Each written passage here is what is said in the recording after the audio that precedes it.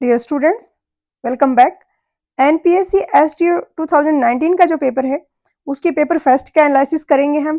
Questions है वो किस टाइप के हैं, किस लेवल के क्वेश्चंस हैं, इजी है या टफ है, कहाँ से क्वेश्चंस पूछे जा रहे हैं। पिछला जो क्वेश्चन पेपर मैंने एनालाइज किया उसके कंपेरेटिवली यहाँ पर जो स्टैंडर्ड बुक्स हैं गुप्ता एंड गुप्ता जैसे आर अगोर, इनका वेटेज है वो थोड़ा कम रहा है। बट जो ऐसे क्वेश्चंस थे वो इन बुक्स से नहीं थे। उन क्वेश्चंस में काफी ज्यादा ऐसे क्वेश्चंस हैं जो बिल्कुल बेसिक हैं, जैसे कि इस टाइम के क्वेश्चंस पूछे गए हैं।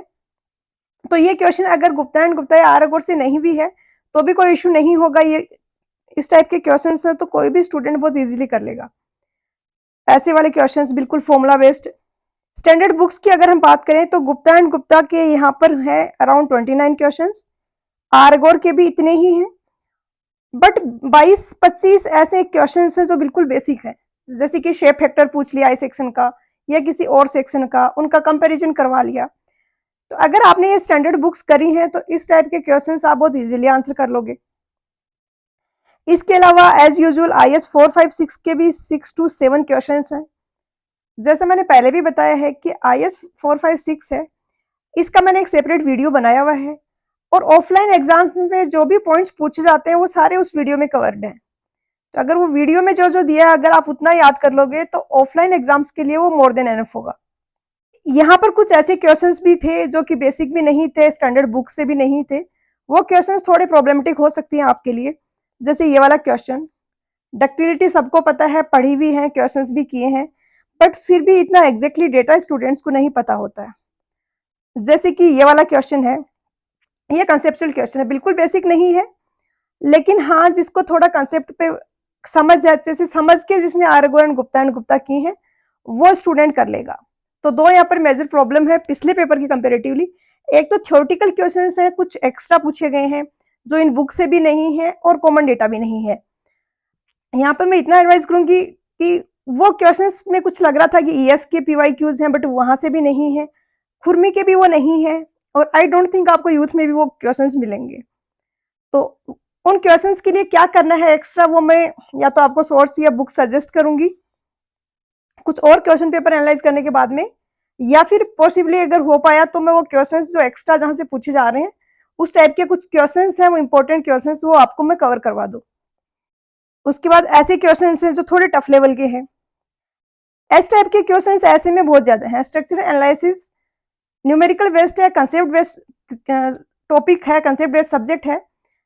बट यहाँ पर क्योंकि ये एग्जाम होता है, इसमें पैटर्न ऐसा है कि आपको 200 क्वेश्चंस करने हैं 180 मिनट में, तो ज्यादा न्यूमेरिकल्स तो डाल नहीं सकते। अब ऐसे के क्वेश्चंस डालने हैं तो ऐसे थ्योरेटिकल क्वेश्चंस बहुत ज्यादा डाले हुए हैं।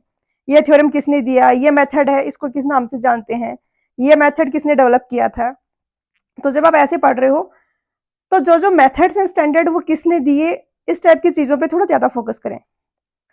उसके बाद अगर पर्ट सीपीएम की बात करें तो पर्ट सीपीएम में जैसा पिछले क्वेश्चन पेपर्स में था, आर अगोर से काफी ज्यादा क्वेश्चंस थे, गुप्ता एंड गुप्ता से भी थे।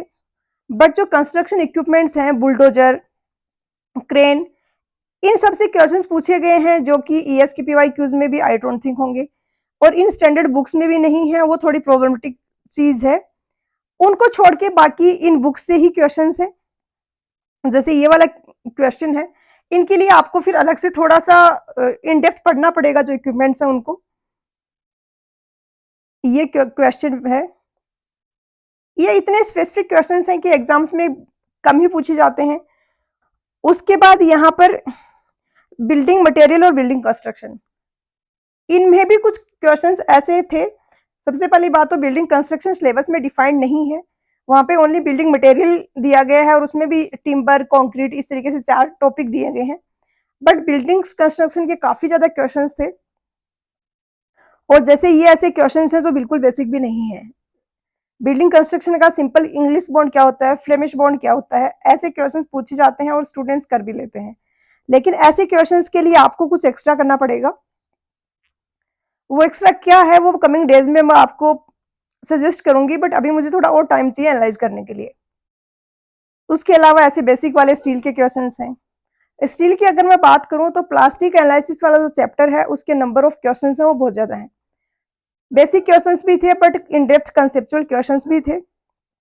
इस सब्जेक्ट के आपके गुप्ता एंड गुप्ता में थोड़े कम मिलेंगे क्वेश्चंस।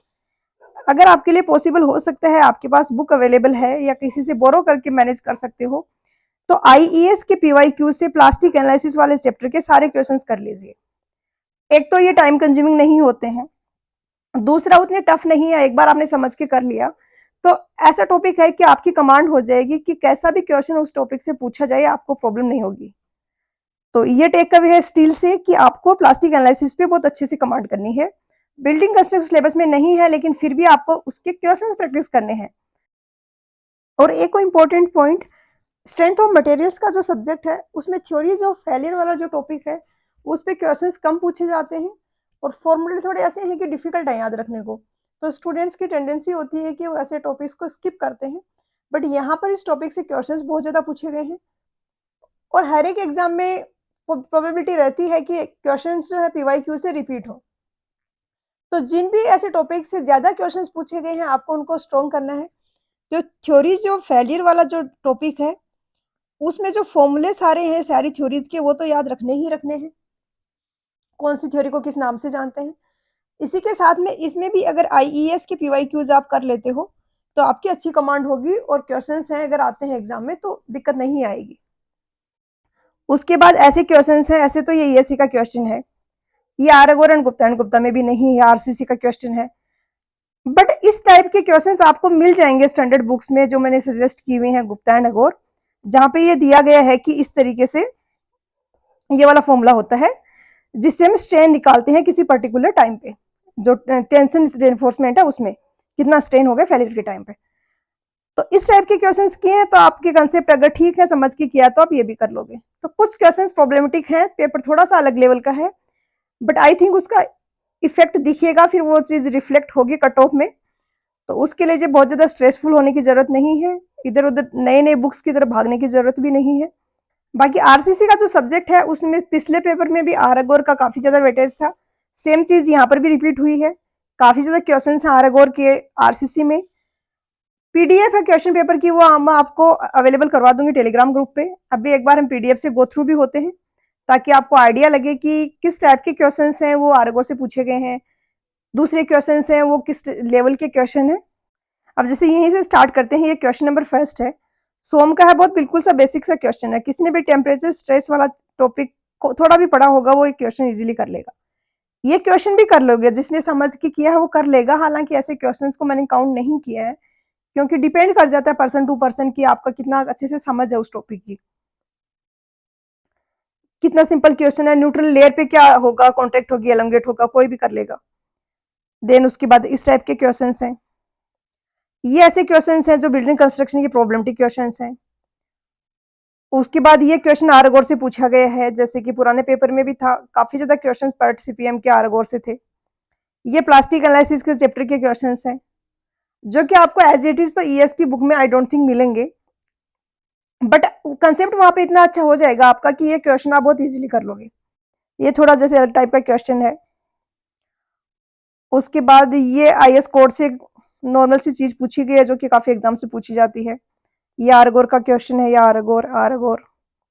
इसके बाद बिल्कुल बेसिक वाले से क्वेश्चन है, ये तो सबको पता ही होता है। उसके बाद आईएस 456 से क्वेश्चन है, आइसोलेटेड फुटिंग किसके लिए डिजाइन होती है, टेम्परेचर रेंज क्या होगी सीमेंट के किल्न की। अब ये वाला क्वेश्चन है वीबी कंसिस्टोमीटर। तो वर्केबिलिटी के दो चार क्वेश्चन जिसने डिफरेंट मेथड पे किए हैं और उसने इन डेप्थ वहां पे क्वेश्चन को समझा है तो वो ये कर लेगा कि वीबी है, ये एक मेथड है वर्केबिलिटी का, और ये स्टिफ टाइप की जो कंक्रीट होती है जिसकी वर्केबिलिटी कम है उसके लिए हम यूज करते हैं। यहाँ पे आगे फिर ये पॉइंट ऑफ कॉन्ट्रास्ट फ्लक्चर का क्वेश्चन पूछ लिया है, ये पार्ट सीपीएम का गुप्ता एंड गुप्ता की बुक से पूछा गया है, एज इट इज पूछा गया क्वेश्चन है। ये यहाँ पर आरसीसी के क्वेश्चंस हैं जो कि आरगोर की बुक से हैं, ये भी आरसीसी का है। देन यहाँ पर आपको ये काफी ज्यादा क्वेश्चंस मिलेंगे प्लास्टिक एनालिसिस वाले टॉपिक के, ये यहाँ पे बेसिक से क्वेश्चन है इजी इजी, ये आरगोर का गुप्ता एंड गुप्ता। देन ये इस टाइप के क्वेश्चंस भी आप कर लोगे, ये गुप्ता एंड गुप्ता का क्वेश्चन है, ये आरगोर का। आरगोर में बहुत ही कम क्वेश्चन है पार्ट सीपीएम के, तो ऐसे तो सब्जेक्ट आपको बिल्कुल नहीं छोड़ने हैं आरगोर में। जो लेंथी है वो फिर भी टाइम कम हो तो आप छोड़ सकते हो। दूसरी इंपॉर्टेंट पॉइंट ये है कि आपके सिलेबस में दिया है मैसनरी स्ट्रक्चर्स का डिजाइन, इसमें आपको ज्यादा क्वेश्चंस मिलेंगे नहीं कहीं पे, और इसमें भी 4 से 5 क्वेश्चन सर पेपर में रिपीट हो रहे हैं, पिछले में भी देखा मैंने, इस बार भी देखा।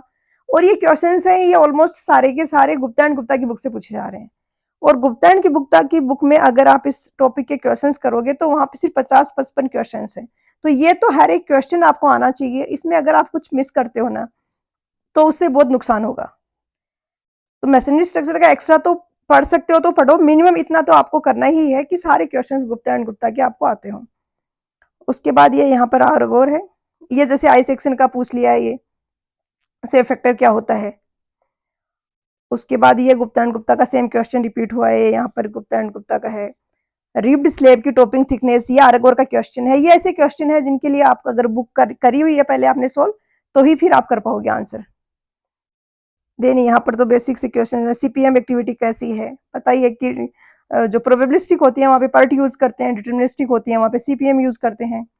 30 मिनट्स सेटिंग टाइम किसके लिए होता है, ये यहाँ पे सारा हो गया। नेक्स्ट में मैं पेपर 2 का एनालिसिस करूंगी, बट अभी भी मेरी एडवाइस यही है कि आप अपना जो मेन फोकस रखो वो स्टैंडर्ड बुक्स पे रखो, क्वेश्चंस को रटना नहीं है, जो भी क्वेश्चंस हैं उनको समझ के करना है, जो भी ऑप्शंस दिए हुए हैं उनको सबको समझना है। 4 ऑप्शन कहीं पर दिए हैं तो चारों टर्म्स का मतलब आपको पता होना चाहिए। 4 मेथड अगर कहीं ऑप्शंस में आ रहे हैं तो चारों मेथड्स के बारे में आपको थोड़ा थोड़ा आइडिया होना चाहिए। तो इस लेक्चर में इतना ही, मिलते हैं नेक्स्ट लेक्चर में एक नए टॉपिक के साथ। पढ़ाई करते रहिए, ऑल द वेरी बेस्ट।